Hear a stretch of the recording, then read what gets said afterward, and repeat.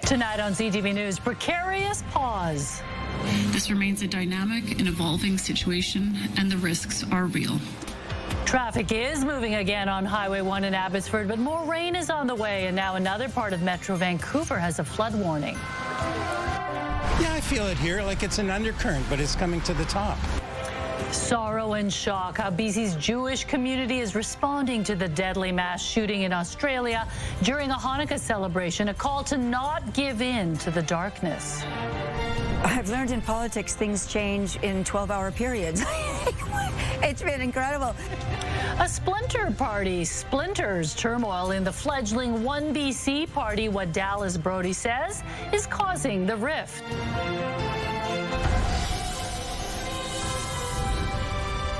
This is CTV News with me, Jung Lee. Good evening. Thanks for joining us. We begin tonight with a welcome sight for Fraser Valley residents. Highway 1 not covered in water. The highway has reopened and hundreds of people have been allowed to return home, but there is still plenty of uncertainty given more rain is on the way. CTV's Craig Krause is live in Abbotsford with more. Craig, how are things looking right now? So, Mijung, we're here at the Vatican exit, and this is where the major flooding happened late last week. As you can see, Highway 1 has reopened in both directions, but some farmland remains submerged. Periods of heavy rain sweeping through parts of the Fraser Valley. Just as floodwaters that engulfed parts of the Sumas Prairie recede, that helped reopen Highway 1 after days of closures. The reopening of Highway 1 in this terms of getting the traffic flowing again is a heck of a lot easier than closing it when there's thousands of people out there. But with more rain in the forecast, provincial authorities are cautiously optimistic. This remains a dynamic and evolving situation, and the risks are real. The province explaining that the ground is saturated and many rivers are full, and this additional rainfall is going to increase the potential for more flooding. Over the weekend, the province deployed over 30,000 sandbags, as well as provincial staff to communities in need. This comes as hundreds of properties in the Sumas Prairie were downgraded to an evacuation alert.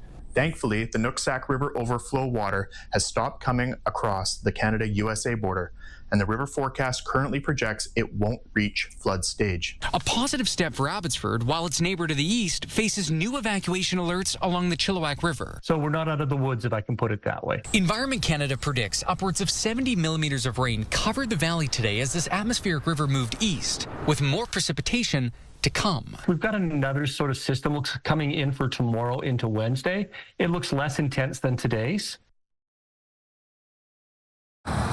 And Environment Canada says this is a good sign when it comes to reducing the chances of flooding here in the area. But I want to mention this off the top here, is that officials are now warning that there is a flood warning in place in North Vancouver, and officials here in the province are urging everyone in these areas to just be cautious and be prepared if the weather does take a turn.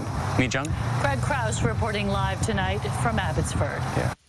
And Anne joins us. You can see from Craig's hair, very windy out there. But of course, the big question is how much rain are we going to get? Yes, very windy out in the valley. Hope saw wind gusts to 109 kilometers an hour. Abbotsford at like 72 kilometers an hour. So here's a look at the warnings in place. Chilliwack River still under a flood warning. North Shore Mountains, as Craig mentioned, under a flood warnings. In orange, that's a flood watch, and that is for the rest of the south coast. So as we head through the overnight, we are going to see more rain on the way. We will see a mild 7 degrees. Tomorrow we'll see periods of rain, a high of 10 degrees. We'll see winds gusting to about 40 kilometers an hour.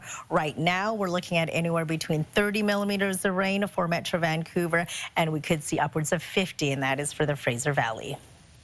CTV Weather brought to you by Expedia Cruises. Make the most of your next trip by booking with those who've been there. Visit expediacruises.ca. So definitely not as soggy as what we saw the last week and today. No warnings in place quite yet, but we're definitely keeping an eye on the situation as we head into tomorrow. Yeah, I'm sure a lot of people still on edge, though, in the valley. Okay, thanks, Anne. Turning now to the deadly mass shooting on Australia's Bondi Beach that has sent shockwaves around the world. Hanukkah celebrations in BC took on a somber tone as community members grappled with the terror attack. As CTV's Sinjin Alexander reports, advocates say lawmakers here need to address the rise of anti-Semitism. By the hour it grows, the memorial on Bondi Beach for an attack called meticulous, calculated, cold-blooded. The gunman, father and son, targeted what was supposed to be a Jewish celebration in what Australia's Prime Minister believes was motivated by Islamic State ideology. Extreme perversion of Islam that has resulted in these catastrophic consequences, and my heart goes out to the grieving families. From the Sydney Opera House to the streets of London, events for Hanukkah, now also vigils. Tragically, it's not a surprise. We knew anti-Semitism is as bad in Australia as in the UK, as in Canada. And in Canada, at this Jewish bakery in Vancouver. I don't sleep all night. I just watch TV and come in sadness and sadness. The owner and his customers admit they have experienced anti-Semitism here. Like it's an undercurrent, but it's coming to the top. And Vancouver is a smaller Jewish community that's getting larger. We really need to show our decision makers that this is really important to us, that we create a place where it's safe to celebrate a celebration of light. At least 15 were killed Sunday evening, and some 25 people are in hospital. Yet it is widely believed a hero emerged from the devastation, a local fruit vendor from Syria who risked his own life. We would be talking about countless more victims today if it was not for the bravery of 43-year-old shop owner Ahmed, who, unarmed, ran into the gunfire and disarmed one of the terrorists. He is the reminder that there is a safe future for all of mankind to live together. St. John Alexander, CTV News, Vancouver. To Surrey now, BC's police watchdog is seeking witnesses after a police officer in an unmarked cruiser struck and killed a pedestrian. It happened around 7:20 last night at the intersection of 152nd Street and 64th Avenue. Police say the pedestrian, an adult woman, was given medical attention but passed away on the scene. The road was closed for several hours last night. The Independent Investigations Office is now asking for anyone who saw the incident or has dash cam footage to come forward.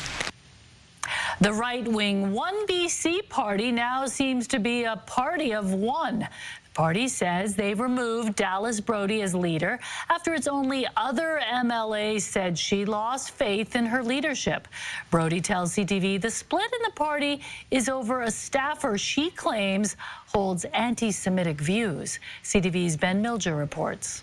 I've learned in politics things change in 12-hour periods.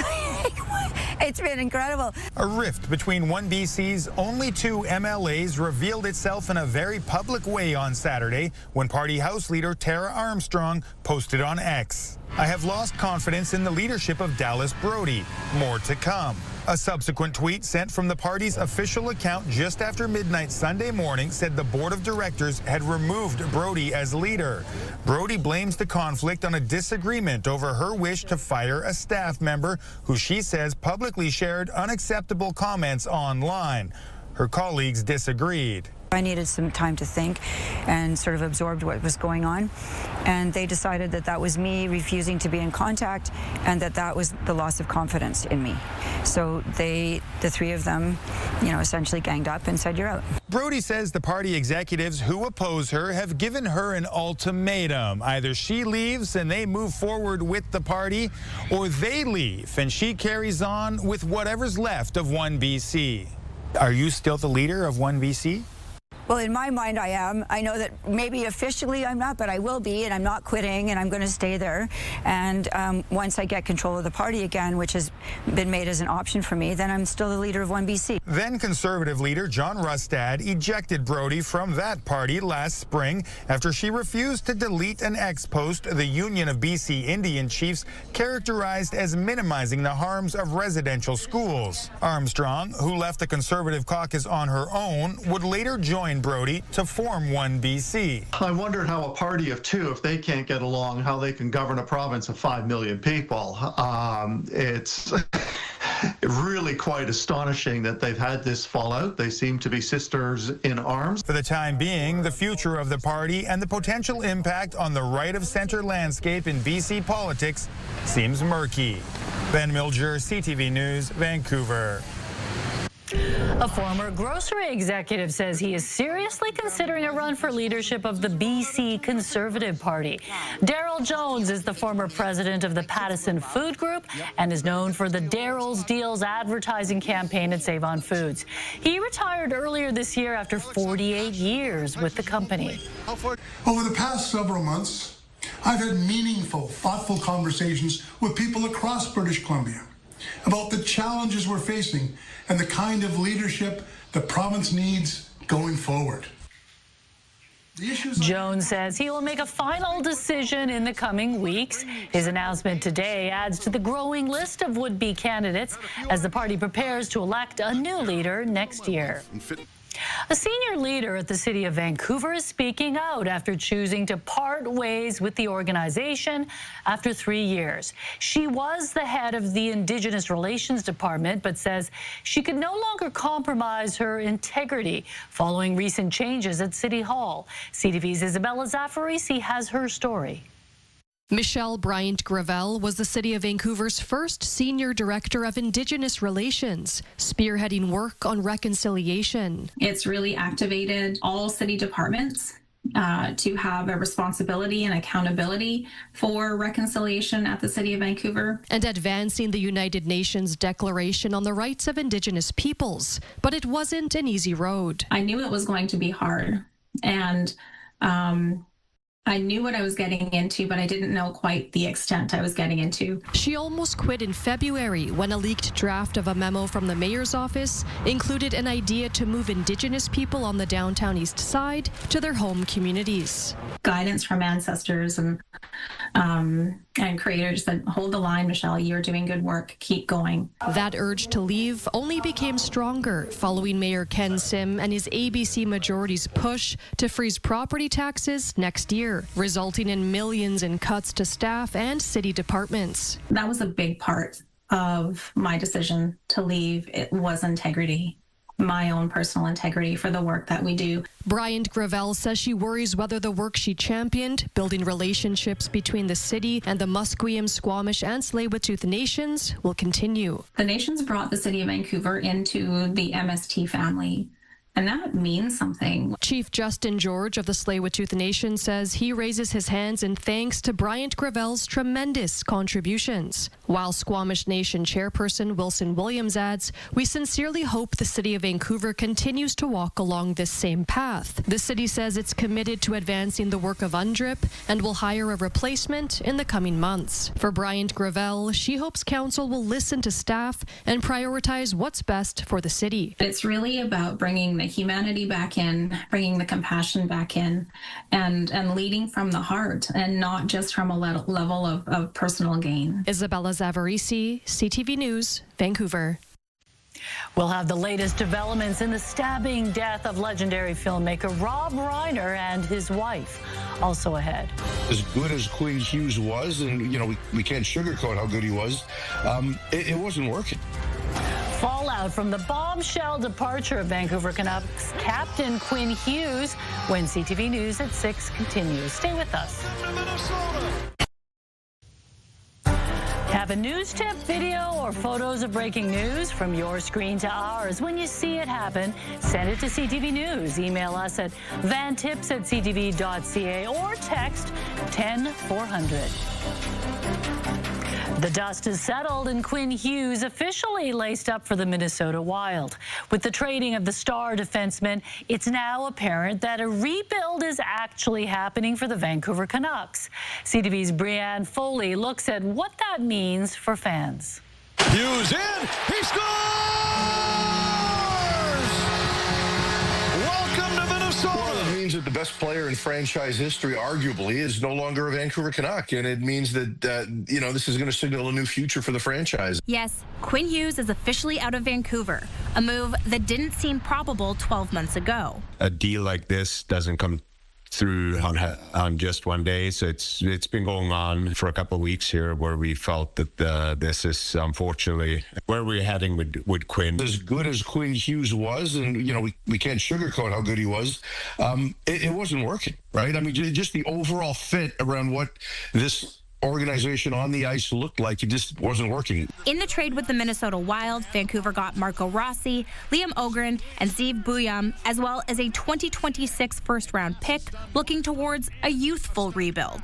I think they do need to make a concerted effort to get younger, and the Quinn Hughes thing doesn't necessarily achieve that. As for the outlook of fans of this franchise, well, it's going to be a couple of long years going forward. Fans have a right to be frustrated and a right to be disappointed with the lack of direction they've seen to this point. Prices have gone up. They haven't had a good product to show. And now with Quinn gone, it's definitely a rebuild. And fans don't want to see rebuild. What are we paying all this money for? Without the star power of Hughes, the stands at Rogers Arena could look a lot emptier the rest of the season. A lot of season ticket holders have given up their seats, and they'll come to me and say, you know, it's easy for me to buy 5 or 10 games from you than to continue to buy a full season. According to Bailey, some season ticket holders going as far as giving them up after 25 years. Brianne Foley, CTV News, Vancouver. Police in New Westminster are asking the public to keep an eye out for a man who has been missing for more than 2 weeks. We have reason to believe he's still in the Lower Mainland, and we are just requesting the public's assistance in locating Nevada so we can just make sure he's safe and check his well-being. 50-year-old Nevada, who may also go by the name of Frank, was last seen on Mowat Street on November 30th. Police say he has been known to use public transit and that if you see him, to contact them immediately. UBC broke ground on a new state-of-the-art facility today that aims to develop life-saving treatments close to home. The ATMF is going to fill a critical gap in BC's biomanufacturing capabilities, enabling UBC's researchers and local biotech companies to develop, test, and manufacture life-saving treatments here at home. The Advanced Therapeutics Manufacturing Facility will be the first of its kind in Western Canada. It will be used by researchers and local biotech companies to create and commercialize drugs for a wide range of health conditions, from infectious diseases to cancer. The province also announced a $33 million investment into Canada's immunoengineering and biomanufacturing hub. This national initiative, which is led by researchers from UBC and SFU, aims to establish 100-day start-to-finish drug development for future pandemics. It didn't take long for a driver leaving traffic court in Vernon to be pulled over again. A woman attended court back in October to request a reduced fine for a traffic ticket. But as she was leaving, she was stopped again by police who say they had grounds to believe she was impaired. She then failed a test on an approved screening device and was handed a 90-day driving ban and had her truck impounded for 7 days. Flu is hitting hard in some parts of Canada. 3 children have died from complications. Also ahead. He was subsequently booked for murder and is being held on $4 million bail. The shocking development in the stabbing death of legendary director Rob Reiner and his wife. That's ahead.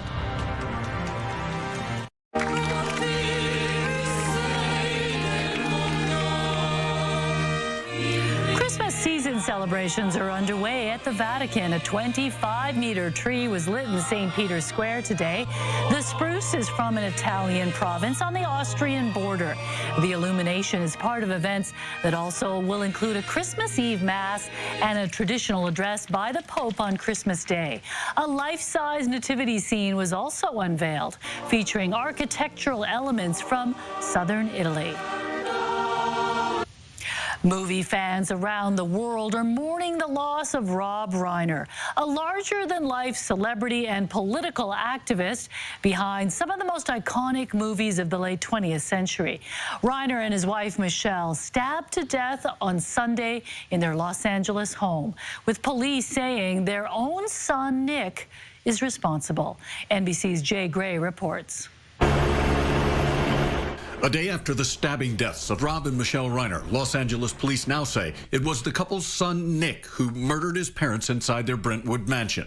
They worked throughout the night on this case and were able to take into custody Nick Reiner, a suspect in this case. He was subsequently booked for murder and is being held on $4 million bail. The 32-year-old has talked openly about struggles with homelessness and addiction, and was a co-writer on the screenplay for Being Charlie, a 2015 movie loosely based on his life and directed by his father. I mean, a long, long time it took me to start to carve out my own identity. World. His world, one of a Hollywood legend, an accomplished comedian, actor, and the director of some of the most iconic films of the 80s and 90s, including When Harry Met Sally, Stand By Me, The Princess Bride, This Is Spinal Tap, and A Few Good Men. Reiner also very active politically and a dogged opponent of President Trump. Unless the public is informed, we don't have a chance to hold this democracy together. President Trump suggesting in a social media post that Reiner's death was due to, quote, his massive, unyielding, and incurable affliction with a mind-crippling disease known as Trump derangement syndrome, going on to praise his administration and what he calls the golden age of America. As Americans and fans around the world remember the beloved storyteller and his legacy, one that will live on through his films. Jay Gray, NBC News. Staying in Southern California, the FBI says 4 people have been arrested accused of plotting extremist attacks. The charges we are announcing today stem from the defendants and their co-conspirators' detailed, coordinated plot to bomb multiple U.S. companies on New Year's Eve. Investigators say the suspects plan to test their explosive devices in the desert east of Los Angeles. They were arrested Friday right after this video was taken. The group allegedly plotted to set off a series of bombings, also focusing on immigration agents and vehicles in Los Angeles and Orange County. Authorities say they belong to a far-left, pro-Palestine, anti-government, anti-capitalist group. In Ontario, 3 children between the ages of 5 and 9 years old have died due to flu-related complications. It's a tragic wake-up call for families as doctors push for vaccinations. Ottawa Public Health and the Eastern Ontario Health Unit say the children died in the first 2 weeks of December, but did not say where they were from or their vaccination status. Children and the elderly are particularly at risk. Doctors say the flu rate has increased quicker and easier this year, causing more severe illness, leading to hospitalizations, complications, and, as we have seen, deaths. We do see flu-related deaths in children in Canada every year. This number, though, represents a very fast rise in the flu early in the season and affecting a large number of people with serious illness. In the first 10 days of December alone, the Children's Hospital of Eastern Ontario says it saw 300 positive cases of the flu, a staggering increase from just 11 over the same time period last year. Researchers at UBC have found that the COVID-19 vaccine reduces the risk of premature birth and severe illness in pregnancy. The study analyzed data on almost 20,000 pregnant women infected with COVID in 2021 and 2022. It found that women who were vaccinated were about 60% less likely to be hospitalized and 90% less likely to need intensive care. Researchers also say that the risk of premature birth in vaccinated women was 20% lower during the Delta wave and 36% lower during the Omicron wave. Highway 3 from Hope to Manning Park was severely damaged by last week's atmospheric river, and it is still not open. We'll show you the latest damage. Also ahead. Started, dancing a little bit with me, holding hands, and it was just magical. A huge step for a Vancouver Island boy. 8-year-old Elliot, who has cerebral palsy, will soon have a pair of robotic legs. That story coming up.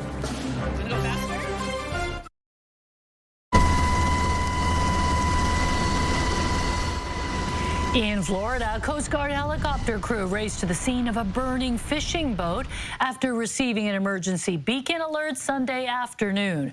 The crew located the boater in a life raft near the burning vessel. A little more than 2 hours later, deploying a rescue swimmer who safely hoisted the man to safety. A Vancouver Island boy with cerebral palsy is one step closer to getting around on his own two legs. It's expensive tech, but thanks to an outpouring of support, the 8-year-old will soon have a pair of robotic legs. CTV's Brendan Strain reports. I was crying. I literally just started bursting. Genevieve Perron is reflecting on the emotions she felt last week when she realized that the fundraising effort she started for her 8-year-old son Elliot, who suffers from cerebral palsy, had reached its goal. I'm unbelievably grateful. Want to go faster? Okay. Young Elliot uses a wheelchair to get around. In late September, he was given the opportunity to test out Trexo Robotics' smart robotic legs, giving him a chance to walk on his own. It was an experience that she says transformed her young son. Started, dancing a little bit with me, holding hands, and it was just magical. The legs cost roughly $40,000, financially out of reach for the family. So Genevieve turned to the community, starting that fundraising effort, and she was overwhelmed by the support. The money came from Elliot's friends at school and their parents by doing bake sales. The public pitched in, and last week, her co-workers at BCG Engineering got Perron over the line at the company's annual AGM. It is a totally global, game-changing device that really adds layers upon layers of benefit to these kids. Trexo Robotics says children with cerebral palsy that have access to the device build better bone density. As well, their core strength is improved with being in an upright position while getting the added benefit of exercise, something that often escapes those requiring a wheelchair. The Trexo system needs a support frame, so a walk-in frame. Costing roughly $10,000, which is mostly covered under the province's at-home program. Now the family is waiting for that provincial funding to come through, which Elliot's mother says can be cumbersome, often taking up to 12 months for approval. But we got to the goal and over the goal. With the fundraising goal exceeding all expectations, Perron is now looking to use that extra money to expose Elliot to another new experience. It's a bike that is electric and has a platform in the front to wheel in a wheelchair, allowing Elliot and his mother to go on bike rides together, something that Genevieve never imagined could become a reality. Brendan Strain, CTV News, Saanich. A major highway in BC is still closed thanks to a rock slide. Highway 3 from Hope to Manning Park has been shut down since Wednesday due to both the slide and flooding. Drive BC says crews are working around the clock to clean up debris, but there is currently no estimated time when the highway may reopen.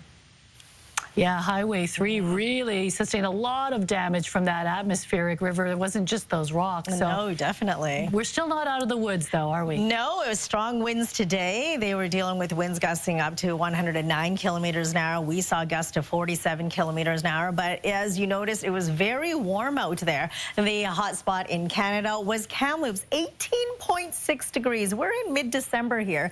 The record, which was beat in 1962 at 13.3. So a record-breaker high today for Kamloops at 18.6 degrees. We do have another system that we're keeping an eye on. That is offshore right now. It is tracking to make its way towards us across the lower mainland, bringing in wet weather once again as we head through the overnight hours into your early morning commute, continuing and heavy at times through the afternoon and evening hours. So we will see periods of rain tomorrow. We'll see anywhere between about 47 millimeters of rain in Pitt Meadows, 44 in Chilliwack, in Vancouver at 29, North Vancouver 34, Squamish.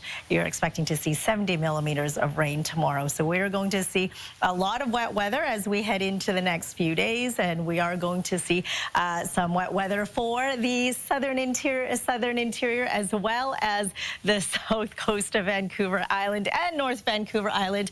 We are missing some boards right now, but rain expected across the lower mainland as well as we head into the next few days. And it'll be heavy at times tomorrow, continuing right through until Thursday. But the good news is on Wednesday, we'll see a mix of sun and clouds, so a little bit of a dry break before the next system moves its way in, bringing in a whole lot more rain. And heading into the first day of winter, which is Sunday at 7:03, slight chance of seeing early morning snow mixed with some showers as well. Whoa. Yeah, CTV weather brought to you by Expedia Cruises for air, land, and sea vacations. So hello to winter. with a little bit of white stuff. Yeah, I mean, well, we all want a white Christmas, Yes. but I don't know if we're going to actually think it's going achieve to happen. that. Maybe up on the mountains, finally. Yeah, and skiers will be happy to have some snow, hopefully, for the Christmas holidays. Exactly. All right, thanks, Anne. Go. The Ontario Premier is not budging when it comes to selling U.S. booze, despite a looming expiry date. Also coming up. I'm losing my car. I'm losing my home. This senior thought she was applying for a loan, but now she's out $4,000. The red flags that should send people running from these scams. That's ahead.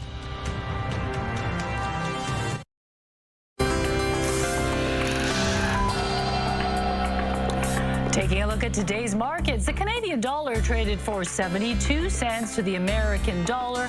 Oil was down 62 cents, closing the day at $56.82 a barrel. Gold gained nearly $7 on the day. The TSX and the Dow Jones both finished the day lower, down 43 points and 41 points respectively. Canada's annual inflation rate remained steady in November, rising 2.2%. According to Stats Canada, the figure is unchanged from October and a tick below economists' expectations. The national economy is showing signs of improvement, but Canadians are seeing monthly and weekly bills climbing higher. Grocery prices were up 4.7% year over year in November, the highest level recorded since December of 2023. It's the prices that we're interacting with every day that show prices have increased way more than our wages. And so you have that sticker shock value when you're at the grocery store, when you get your cell phone bill every month. The November inflation figures come after the Bank of Canada held its benchmark interest rate steady at 2.25% last week. The company behind Roomba robot vacuums is filing for bankruptcy. iRobot, which is headquartered in Massachusetts, is being purchased by its Chinese manufacturing supplier and going private. The company is about $190 million U.S. in debt and says increased competition from China and new U.S. tariffs are partly to blame. Ontario Premier Doug Ford says his government has no plans to sell off a stockpile of American alcohol sitting in storage. It's not as easy as it sounds. We just can't sell it off. And I'm not going to do that during Christmas holidays when it will hurt our wineries, it will hurt our distilleries, and it's just not going to happen. I want to support local jobs and opportunities here. The Ontario Liberals have been pushing the province to allow the LCBO to sell the stockpiled liquor and donate the proceeds to charity. The American alcohol was pulled from shelves in March amid the ongoing trade war with the U.S. Roughly $80 million worth of booze is in storage, and about $2 million could expire in the next 6 months. With the high cost of living, many people are feeling financial pressures which could lead to taking out a loan. And some scammers are trying to capitalize with something called the advance fee loan scam. You're told you have to pay a fee up front to get the loan, but the money never comes. Here's CTV's Pat Foran. I don't want them scamming other people. Linda Bailey of Pickering says it was in September when she went online and Googled loan companies. One of the first to pop up was Dynamic Resource Solutions. She contacted them and was told she could get a $20,000 loan, but she had to pay $4,000 in advance to secure the funds. They came up and I read all their stuff about them. People gave good reviews on them. Once Bailey paid the advance fee, the loan never happened. She was scammed out of $4,000. I'm losing my car. I'm losing my home. I'm losing my animals. I'm losing everything.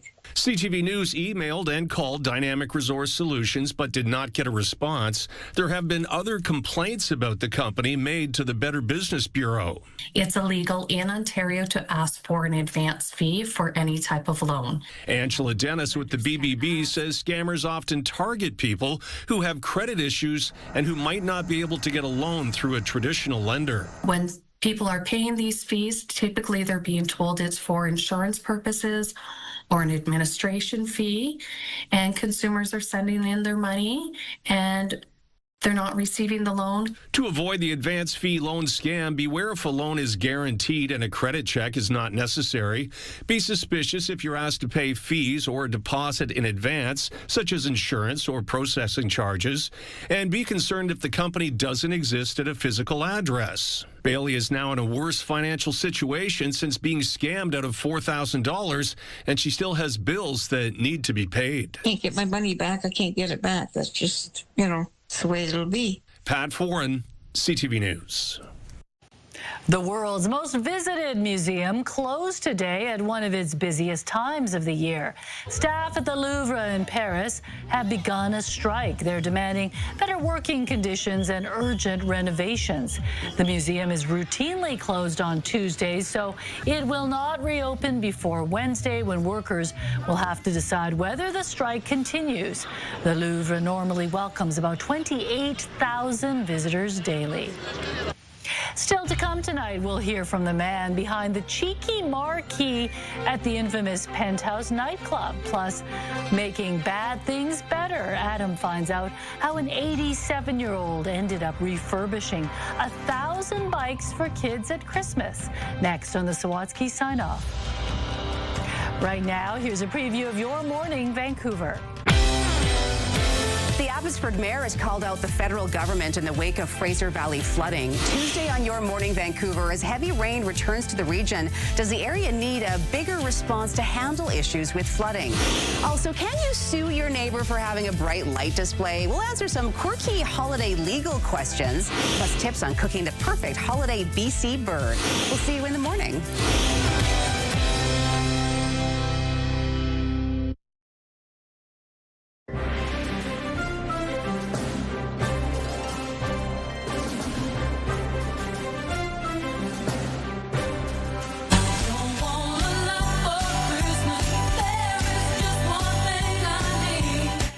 The Queen of Christmas will be adding some star power to the upcoming Winter Olympics. Mariah Carey will perform at the opening ceremony for the Milano Cortina Olympics on February 6. More than 60,000 fans are expected to pack the San Siro Soccer Stadium for the event. Not hitting the panic button just yet, but Connor Bedard's Olympic hopes have taken a bit of a hit. The superstar has been put on injured reserve just 2 months before the Olympic Games begin. The North Vancouver native suffered what's simply being called an upper body injury at the end of Friday's game against the St. Louis Blues. Bedard is having a breakout season for the Blackhawks with 44 points in 31 games this season. When it comes to music, it seems younger generations are going old school. A new report has found vinyl record sales are rising by an average of 18% per year over the past half-decade. It says nearly 60% of Gen Z music fans say they like the aesthetic of records, and 37% say they use vinyl to decorate their house.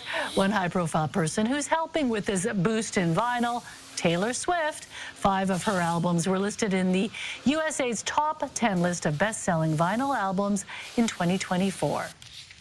In the last 10 years, the sign outside the Penthouse strip club in downtown Vancouver has become a cultural icon of sorts, cleverly referencing current events and controversies in the city and abroad. So when a book publisher took interest, the man behind the marquee got to work picking his favorites.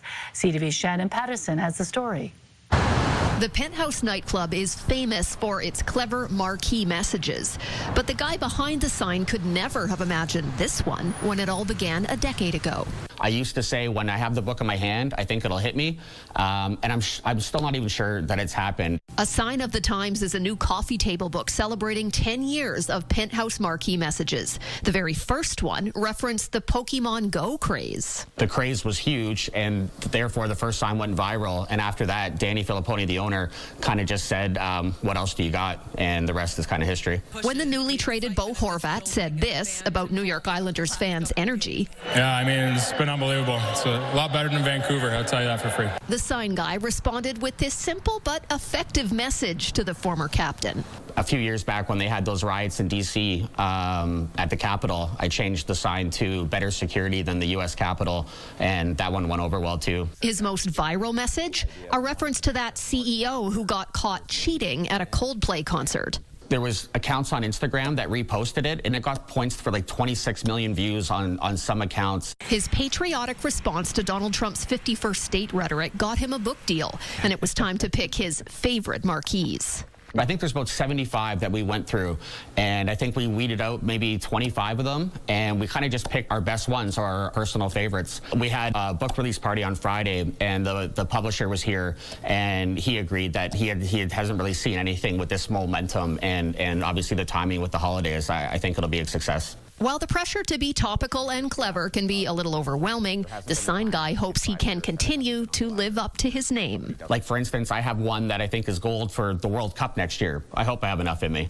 I'll try my best anyway. Shannon Patterson, CTV News, Vancouver. He's popular. Yes, that's amazing. What I like is it reminds you of little touchstone moments in the past few years. Like immortalized COVID, on a sign. The Coldplay guy. Yeah, things that we exactly. kind of forgot. Now you remember that, All right, she's requesting the book, John, if you're watching right now. No. Just would like to see it, though. Okay, in Edmonton, a teenage basketball player is going viral after he threw down a very impressive dunk this weekend.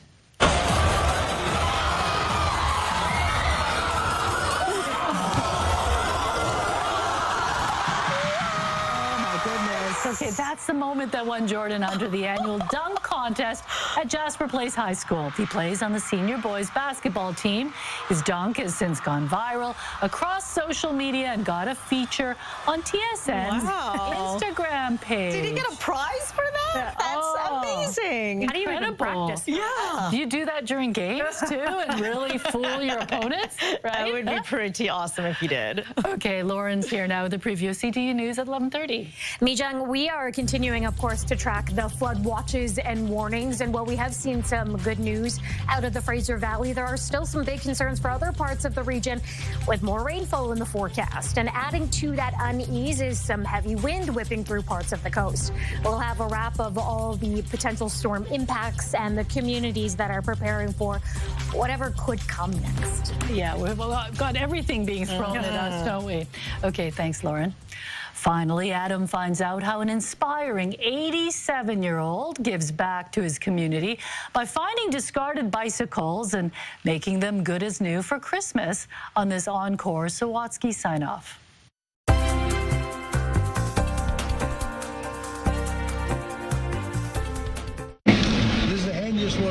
Although Dennis Baker has always been good with his hands, I like working with tools. He didn't realize how much good he could do with them. I love doing it. Until after a train door cut his finger off. The door closed and the latch caught my finger, and just like that, it was gone. But rather than complain about it, Dennis proved to be the sort of person who makes comedy out of it. Although he wasn't laughing when Dennis started noticing broken bikes being discarded around the neighborhood. I was mad. But after confirming they were left behind by families who'd moved away, Dennis began collecting them. I didn't know a bicycle from a motorcycle. To see if he could figure out how to fix them. But through trial and error, I learned, and now there's not many things I can't repair on a bicycle. That first year, Dennis refurbished 6 bikes for fun. I may as well do something with them, so I did. So he donated them to the executive director of the Christmas Bureau, Chris Bayless. I was amazed. Well, Dennis was so inspired, he kept donating more and more each year. It felt great because I knew I was doing something good for someone else. Now, the 87-year-old spends 6 hours a day, every day, finding and refurbishing more than 130 bikes a year. Dennis Baker's a legend. In spite of sometimes ill health and all the other issues that come with aging and being a busy person, he just finds time to do it every year. And although Dennis has never seen the smiles inspired by the more than 1,000 bikes he's gifted over the years, he's grateful to hear they're big. You thought I'd given him a brand new Cadillac. He was just over the moon, apparently thrilled with his bicycle. And that's what it's all about. It's about choosing to make bad things better, Dennis says. And when it comes to helping others, make them the best. Adam Sawatsky, CTV News, Burnaby. Incredible talent for and energy for an 87-year-old man. So sweet. So great. He's giving back. Awesome. All right, let's take a look at our scenic snapshot. It's a winter wonderland in Bridesville, BC. Thanks, Jen, for sending this beautiful photo in. And we want to see your scenic snapshot as well. So email us at scenicsnapshot@ctv.ca. There's snow somewhere. Beautiful. Yeah, it's been so warm here. Yes, so we saw 15 degrees today, but it'll slowly get cooler. All right. Thanks, Ann. Thanks for joining us. Lauren's back tonight at 11:30. Good night. Good night.